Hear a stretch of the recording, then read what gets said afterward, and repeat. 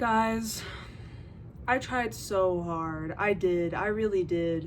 I woke up this morning and I had a really good idea for a video and I wrote down notes and I was gonna do this whole thing and have a conversation about whatever. And I kind of recorded the first half of it, and my plan was I was gonna write this whole chart thing down to explain my thought process, and halfway through it, I'm not even gonna lie, I was I don't want to do this anymore. Guys, I'm not good at this shit. I'm not good at being planned and today's video commentary is going to be I'm not good at it. I'm not. So we're back to the basics. I'm gonna and just talk. It's what I'm good at. It's what I'm good at. Have y'all been feeling this eclipse energy? I know you have. There's no denying this eclipse. Today is February 19th? 18th. I literally don't know, and my birthday's in less than a week. Oh my god, guys. The eclipse was yesterday. If you can reminisce and remember what you were doing around the eclipse, do you remember hearing people being oh my god, I'm fucking tired, I'm anxious, I'm oh, I have this sudden crazy situation just came up, this thing is happening and I don't know what to do about it, I'm so anxious and overwhelmed. Eclipse. It's the eclipse. That is what it is. Let's just talk about what we're feeling. I've been feeling this eclipse energy so strong, and I've just been so out of it, and I've been in a very negative headspace, which is why I was going to make this very serious video about my spiritual beliefs and self-loathing and you know, whatever. But it's just the thought or the idea of being that serious and putting in all of this energy, things are so serious already. Things are serious everywhere. And honestly, I keep thinking about the spiritual implications of everything, where I'm am I a bad person? Am I such a bad person that I spawned into the timeline where our government is run by liberal, happy fun, la la la. Is that, did I do something to cause this? This is the type of spiritual burden that I'm talking about. I deserve to be in the timeline where this happens because I'm a negative person. This is literally why I'm still broke, because I'm so negative in my head. So many people get to be, I haven't even smoked this yet and I'm tweaking already. So many people get to be shitty people who have ugly, negative, gross thoughts, and they don't give a fuck about who they hurt. That specifically is what makes them succeed more in life. Me literally being chopped and caring about people's feelings and being a nice person is genuinely putting me back in life. Tips up. Wait, not tips up. Bottoms up? No. Time. Yeah. I'm not gonna talk about astrology and the spiritual whatever. I don't want to isolate this channel. I don't want this channel to just be me talking about spiritual woo-woo shit, and then sometimes I'll be funny comedy, haha. I can be funny hee hee haha for everybody, and then also have my spiritual beliefs make content separate. You know what I mean? I've been having so many negative thoughts about myself that I usually am a lot better about not allowing myself to get into, because I have pretty bad anxiety, negative thought spiral problems, which I've gotten better at. This is something that was worse when I was younger, and I've gotten better at it by first of all, ADHD medication. If you have excessive overthinking and it's the constant brain chatter and you can't control it, that's how it is for me. Yeah, stimulant medication. Put that in check right there. There you go. You might be in $1,000 of health debt from the diagnosis, but hey, at least you'll be on them stims, and that shit will be changing your whole life. But even with this it doesn't even matter, because with this eclipse, it doesn't matter that I'm on my meds. And mind you, I was on my period when the eclipse was happening. It kind of just ended, so I was also feeling residual hormones and stuff too. Just a bad time all around, you know. Being neurodivergent in any type of way, and then also having a heavy period, any type of hormonal anything, there's gonna be at least 1 week out of every single month where you become actually chopped, a supervillain, and the world's biggest martyr and like you have suffered through so much and Jesus Christ does not even understand the sacrifices you've made. I feel like this eclipse just like looked me right in the face and was like, haha, you're autistic. Like, damn. Like, it was really like that. I didn't even know I was autistic until like about a month until I turned 25. Up until that point, everybody was just like, why is she kind of weird? And I was like, I don't know. I'm sorry, guys. Like, I really don't know. I wish I could answer. You know, I'm first of all, I'm not a white boy. Like, I'm close, but so I wasn't a boy. I didn't like trains. I didn't like trains. I was very emotional. You know, super fun fact of the day, not every autistic person is like emotionless, but will like, you know, freak out if they, you know, have like a sensory moment, but otherwise they're like very emotionally like turned off, living in their own world. I mean, maybe some people, but dude, we gotta open up the schools and the books and let's like start learning about autism like actually in people's lives. Cause like a lot of autistic people are not like that. I'm a very emotional person. I'm a woman. I also have like an irregular period and that puts hormones and stuff in me. Guys, don't turn off. I promise I'm not here to talk about just periods and girl stuff. Like, ew. I'm not, I promise. But my point is, shit was fucked and nobody would have ever guessed that I was autistic, especially not like maybe like 2010 to like I guess 2025 when I got diagnosed. So it's only been like a year. It's only really been like a year of me knowing this, and I had to find it out on my own. I had to do all of the research. I asked my mom if she ever thought that I was autistic. She said, girl, I thought you had BPD. Man, I ain't got no BPD. Come on. Every girl who's emotional, BPD? No, damn. I guess to deal with like feeling extra autistic, and it's not just like me feeling it. I've been having issues at work, you could say. I dared to be me without masking 100%. Doing that makes people uncomfortable. A lot of people are not bothered by me whatsoever. I'm not masking in this video at all. Like, I'm just being me. Most of the time, I don't really actually make people uncomfortable. At least now, like, I know how to carry myself. I know how to act in public situations. But in the past, I didn't have as good of social cues. Now, I usually do not make that many people uncomfortable. But every once in a while, I will come across the occasional insecure motherfucker. I just do something. Like, my vibe just creates like a very negative and antagonistic energy inside of them that they project onto me, and then I am now the very negative and antagonistic person. If you know me, you know how it is, but like, I am the kind of person who I'll be in the shower like, you fucking bitch, fuck you. I'll be in the car like, go fuck yourself, bitch. Oh, I fucking hate you. Oh, yeah, what the fuck is up? Yeah, I said that shit. Yep, and then, you know, in person, I'm just like, I just felt like really, you know, it just kind of hurt my feelings. But honestly, it was probably me. Like, I probably am like overthinking the situation. Like, it's just like, you know, it's like not a big deal. Like, I can be crazy sometimes and like, you know, don't worry about it. We're good. So me being antagonistic in real life is like kind of absurd. Like, it's very opposite of who I am like actually as a person, at least how I deal with like human beings in the real world. I'm just far too afraid to be like honest, because if I were to be dead honest, I'm kind of a critical bitch in my head, and I don't want to be one of those people who's like, I'm not even like a bitch, like I'm just honest. I don't want to be that. That hurts people's feelings. It's not nice to be like super critical, and I don't want to be that person. Sometimes you gotta let people be free, let them be cringe, or if it's not really hurting them and they believe something deeply and it makes them feel good, let them be slightly incorrect. If it's not hurting someone, if it's not like that important, let people live. You can be all sorts of negative and ugly and gross in your head and just let it stay there. You know what I mean? Here's me already going for coffee, even though it's like, I don't know, maybe like 4:30, 4:21. Whoo, I was 1 minute off. God damn it.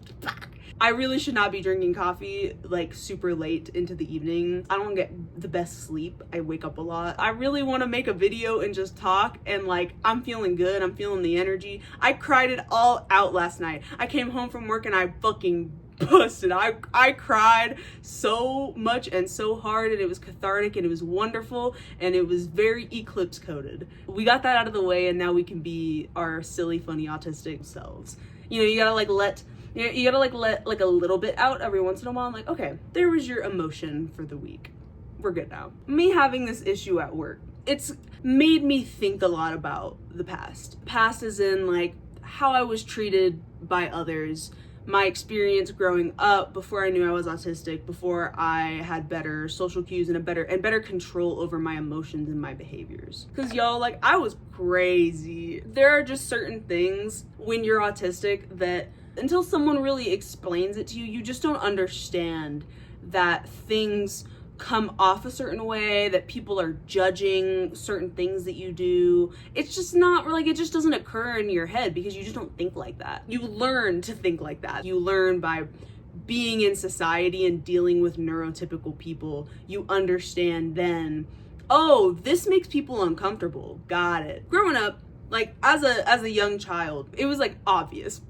Like there were so many obvious traits of mine were very autism coded, but I don't necessarily blame my parents for not picking up on these things, because at the end of the day, like, kids can be very expressive and imaginative. They can be all of those things, and you wouldn't really associate that with autism because of the very stereotypical understanding we have of autism. It's not great. And we barely understand anything about women with autism or girls with autism. So I don't really blame my parents. With that being said, all right, here's just a small list of things that I became incredibly obsessively fixated on. I would say it's like first 15 years of my life. Number one, I was obsessed with the movie Jumanji. Not the one with, is it Dwayne The Rock Johnson? Is he the one in the new Jumanji? They're playing games. I remember now. It's Jack Black and it's a game, but it's like a video game. And yeah. Not that one. The one with Robin Williams. I don't know what it was about that movie. I watched it again recently, like at least in the past like year or two, and I remember thinking like, yeah, this is a cute movie. Why did I love that movie so much? I don't know, but at the time, like, I was obsessed with that movie. I couldn't tell you how many times I watched it, but I watched it obsessively over and over and over and over again. Which, you know, a lot of kids become obsessed with things. They have like favorite things, and that's fine. We don't really think too hard about that. And then, so my sister, she's into like musical theater, Broadway, the theater, you could say, the fine arts. She started getting into Broadway and musicals at a very young age. Like, she saw Wicked live, I believe with the original cast, like Idina Menzel and everything. And so that was like super fucking life-changing for her, which like totally understand. I was like low-key a hater for a very long time, but I'm old enough and mature enough to admit that now. Like, I think it would be sick to see Wicked with Idina Menzel and Kristen Chenoweth. Yeah, so she was very into musical theater, and one of the musicals that I was like made aware of was Cats. Andrew Lloyd Webber, I believe, is the name. There is a specific character. I'm laughing because I've told people about the Jumanji one like many times, but I don't think I've ever really talked about this one in particular. But like, I'm not afraid to be cringe. Like, I'm really not, because it's like, I'm hot and I'm funny, so I can be cringe. Everybody thinks it's cute when I do it. Anyway, so I was really obsessed specifically with the character McCavity from Cats. I don't know why. I think maybe it was just because I believe he's like kind of like a rascal, like crazy, and he's like supposed to be like the bad cat. Girl, I don't know, like, I was a child, like, come on. I just said that off the top of my head. I was about to look it up because I don't remember specifically what McCavity from Cats the musical was like. At damn near 26 years old, I've developed different hobbies and interests. It's like low-key embarrassing for me, or at least it was for a very long time, thinking about these things and not being able to understand why I became obsessed with this thing. So, you know, I didn't really tell people about it. This is what I do for the people, for YouTube, I want you guys to feel comfortable in my presence and know that it's okay to be weird and cringe. Be weird and cringe, and it doesn't change the fact that you can be hot and cool and charismatic and all those things at the same time. And no one has told me that. I'm fully just saying that about myself. So it may not be true, but also I know that it is. McCavity the mystery cat. Yo, this is so on brand. McCavity the mystery cat, also called the hidden paw, I don't know. Is this actually in the musical? I don't know. He's the main antagonist. Well, it's originally, I guess it's a book, and then becomes a musical. I'm gonna put a picture of this cat. Yo, like, she's theatrical. But I was also really obsessed with the band Panic at the Disco. Maybe possibly played a song to someone, for someone, and they were like, this is like theatrical. Like, it is theatrical. I guess that is a good way of describing. And then being able to put, you put two and two together, like, the vibes are kind of vibing. Like, it's, in a sense, this could be a cat who wrote I Write Sins Not Tragedies, you know what I mean? Wait, is this the actual poem? McCavity's a mystery cat. Wait, is this the song? The way I just did not. McCavity's a mystery cat. He's called the Hidden Paw, for he's the master criminal who can defy the law. He's the bafflement of Scotland Yard, the flying squad's despair. For when they reach the scene of a crime, McCavity's not there. Okay, see, this is actually making perfect sense. He was a criminal and an antagonist. Okay, this literally makes perfect sense because the way I love myself a bad guy. I always love the villain. I feel like the only true...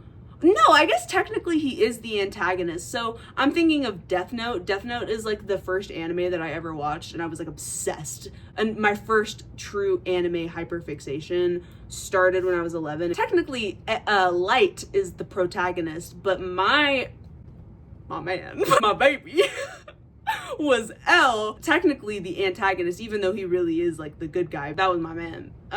Still might be to this day. Wait. Yeah, she's a fan. She's serious.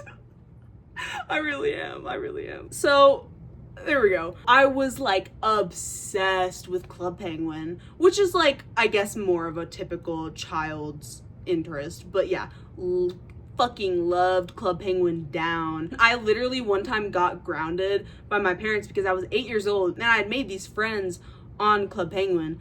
I don't know how old they were. I was 8. I probably said I was 10, and I think they said they were 11 or 12. So I was like, ooh, hang out with some older kids. Whoa. They were always like, it was like a group of people. It was like very adult, like children pretending to be adults role play in Club Penguin, I guess is. Anyway, I got one of the people's numbers, and like I took my dad's phone. I was 8 years old. I took my dad's phone, just grabbed it. I was like, hey, I'm gonna borrow your phone. He's like, okay. I grabbed it and I called this random dude who says he's 12. Who fucking knows? This was so long ago. But I call him and I'm just like, hey, what's up? And we're like on the phone, and like I think my dad came in and he's like, who are you talking to? And I was just like, my friend. He was like, who? And I'm like, my friend from Club Penguin. He's like, hang up the fucking phone. So I hang up and I'm just like, what did I do wrong? It was like this kid, he's like 12, and I think he said he was from Canada or something. Like, what did I do wrong? I'm like this autistic child who could not possibly understand that calling someone from this website was wrong. And again, they're just like, oh, she's quirky. Because I guess that is something that like a lot of kids would do, but you know. I was like really into different like bands. I loved Panic at the Disco. I was like fucking obsessed with them. Oh my god, like I saw them live so many times. I was just like biggest fan. Oh, Shane Dawson. I fucking loved Shane Dawson when I was very young. I don't know that I necessarily understood the humor. Like I really just think I thought he was cute. It was just like every video was very stimulating. That's probably really what it was. So this like boy with an emo haircut is like stimming on camera, and I'm just like watching. All of that. Got really into anime when I was like 11, and that became like my whole world for years and years to come. And for some reason, this shit just did not like occur to anyone in my family. Like me just over and over and over becoming obsessed, like my whole life and soul and everything being just so intertwined with these things that I love. I can't stop talking about them. I'm obsessed. But I know what's up with me now. But regardless of that, I'm like a very firm believer, you know, after you experience something really bad. So for me, you know, I was bullied for many, many years for being weird.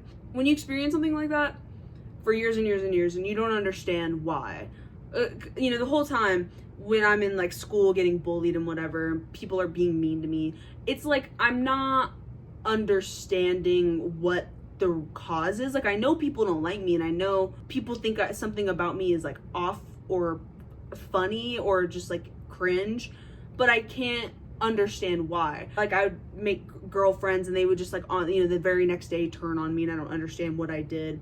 And you know, again, you know, this is like girlhood, this is stuff that does happen, but I think there was just a much heavier implication for me because I'm autistic. And so it was really not like fuck you bitches, it was like what happened? Like, because I just cannot understand for the life of me why people don't like me, or why people will like me and then suddenly they don't. I remember one time in high school, there's this girl that I was friends with. All of a sudden, turns on me. She became friends with this group of girls who hated me. And I was friends with them once upon a time too, and then they hated me. But this girl who I'd been friends with, she becomes friends with this group, turns on me, and she sends me a text one day. And she was just like, yeah, I saw you walking down the hallway and like staring me down with those like judging bitchy eyes. Like, I could see you staring at me with hate. And like, I literally remember being like, I don't even remember seeing you in the hallway.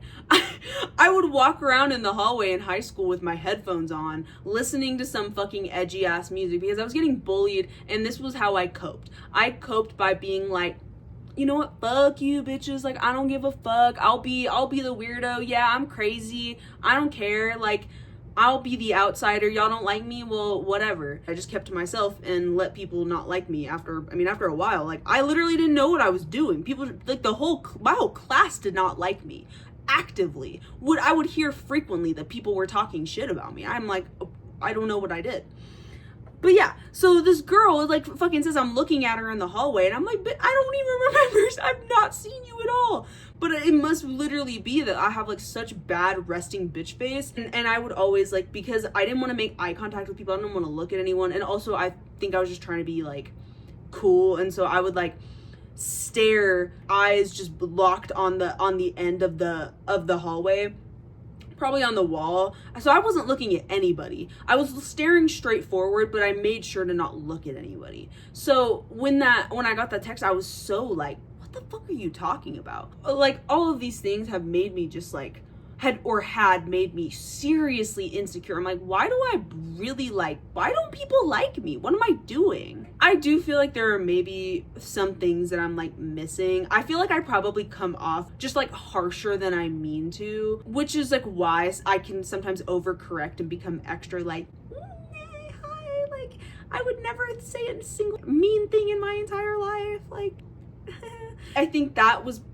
ultimately what it's been, is just me really not coming off the right way and like lacking social cues. I would probably say things that were mean and I didn't realize it, or like I would say or do things that make people uncomfortable and I wouldn't understand why. Overall, have been seriously like misrepresented and just like not perceived in a productive or just in a way where I would really even be given the chance to like explain myself. Just people immediately making an assumption that I just am this way, like fundamentally, and not giving me another chance. And even if I had been given another chance, I think it would have been hard because, you know, of course I'm like taking this personally. I don't understand why people don't like me, so I can't think like objectively and be like, I wonder if something I'm doing is like coming off a certain way. I'm like a kid, I wouldn't have understood that. That was really hard. There's a lot of like pain and insecurity and feeling just like it's me, even though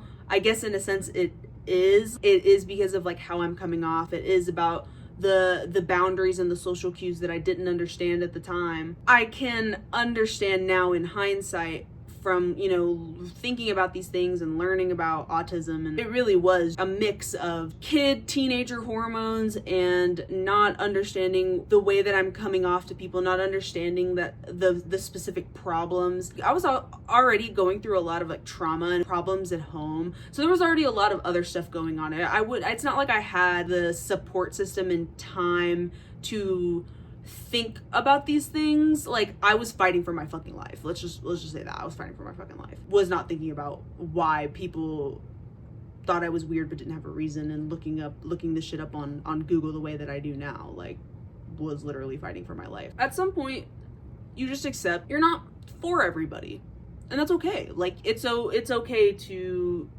like rub people the wrong way. If I were to sit here and really feel like insecure about it and sad and like take it deeply and personally, it would be really, really hard for me to have any self-esteem. How would I feel comfortable sitting here and talking in the first place? Because I feel like I can better explain myself. It's not like I'm not likable, but I think, you know, I have to work a little bit harder to make sure that people understand the intention behind what I say and what I do. I don't really expect everybody to understand me. For people who you know, they hear me say like I'm autistic, but I'm like, I make eye contact, I speak very normally, I'm able to socialize. Really the only thing is I'm just monotone. Besides that, a lot of my experiences and symptoms are experienced, I guess, privately and internally. I'm like very sensitive to the textures of food. I'm like relatively sensitive to the textures of clothing. Yeah, so those are just like a couple things.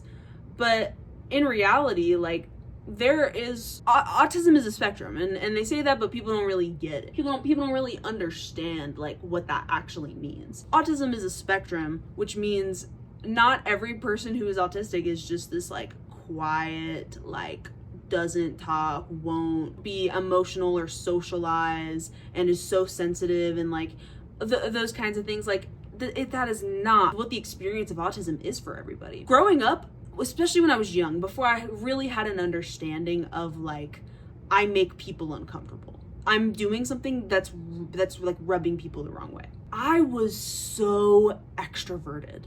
I was so like friendly and extrovert. I loved people. I had so many friends. I would love to go out. I loved to be outside. I was very active. I loved theater. I was in creative type of groups. I did dance. I did so many different types of active things when I was younger. And you don't expect that typically from, you know, the stereotypical belief of autism. Being extroverted and like outwardly stimming, it comes off as hyper almost. There is the person who has autism that is extroverted and loves to talk but doesn't understand things that they're saying that make people uncomfortable, the things that they should not say that other people already kind of understand. It's like a unsaid thing that someone who is autistic but extroverted and loves to talk would skip over without realizing, and might hurt a lot of people or really make people uncomfortable, when that was never, of course, the intention. Yeah, dealing with that shit at work, for the most part, here's the thing. Most of the time, acting as if I am like antagonistic in some way, when it's really obviously projection,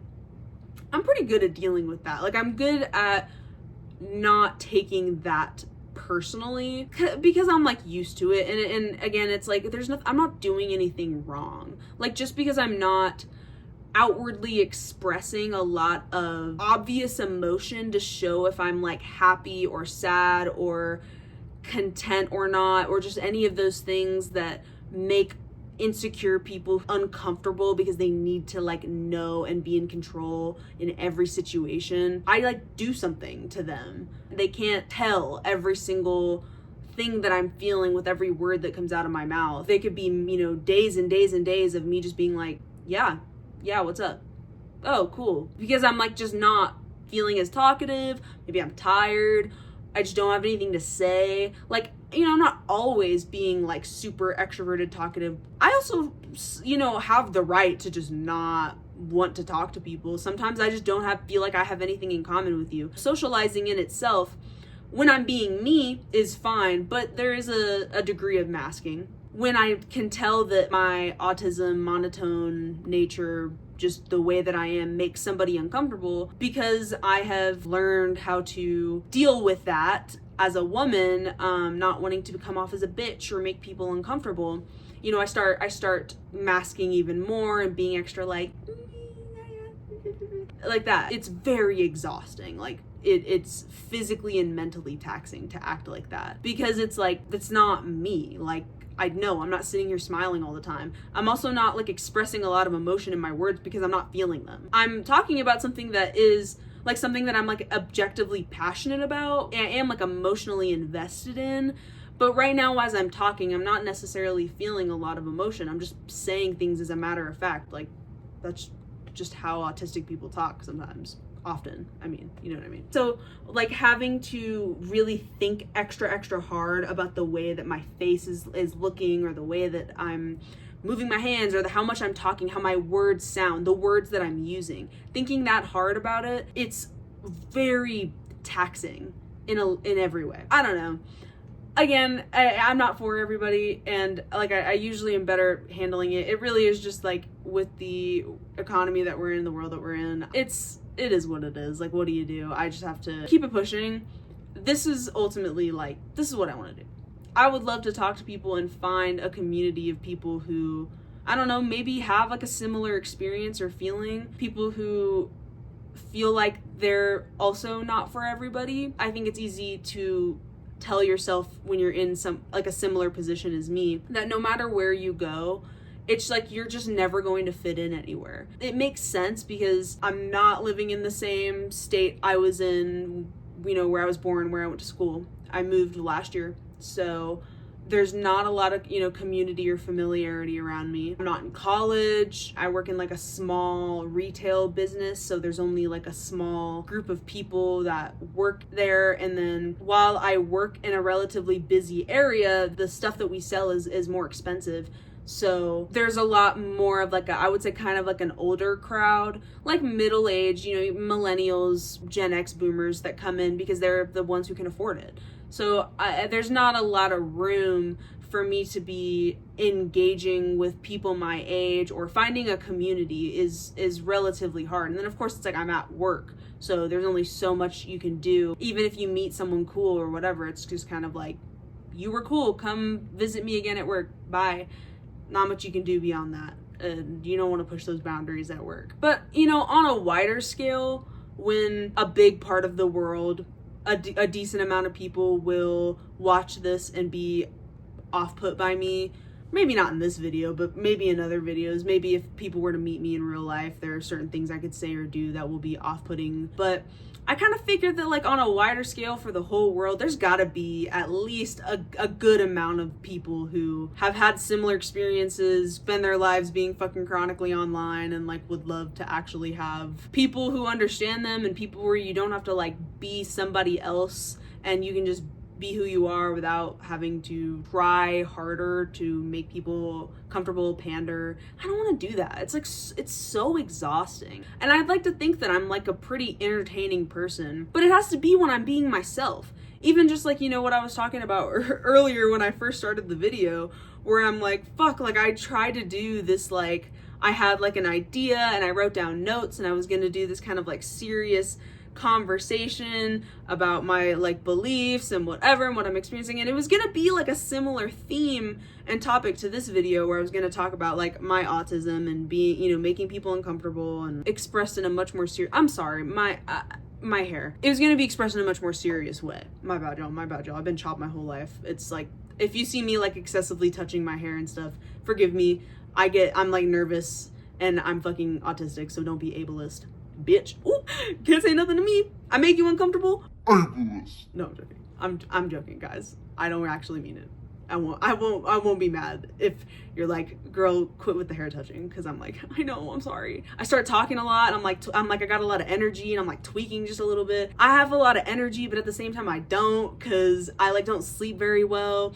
And like I need to get outside more, but I get really exhausted from work, and so I don't have the energy, and there's like a lot of pent up energy, but it's like it comes and goes, and guys, it's exhausting. But I really feel like this is like a step in the right direction. I have a good like energy for people online who I think are not going to be so weirded out or off put by my monotone delivery and face. Because I'm actually like, guys, like I'm so sweet and loving and kind and beautiful and amazing, and that's affirmations at this point. Like I'm like manifesting. I would like to think that on the inside I have like a lot of love and care for people who have the maturity and the grace to not project onto this light. There is a lack of constant, obvious indication of what I might be feeling or thinking at any given moment. So you kind of just have to trust that what I'm saying is what I mean. If you're someone who can't do that, I'll make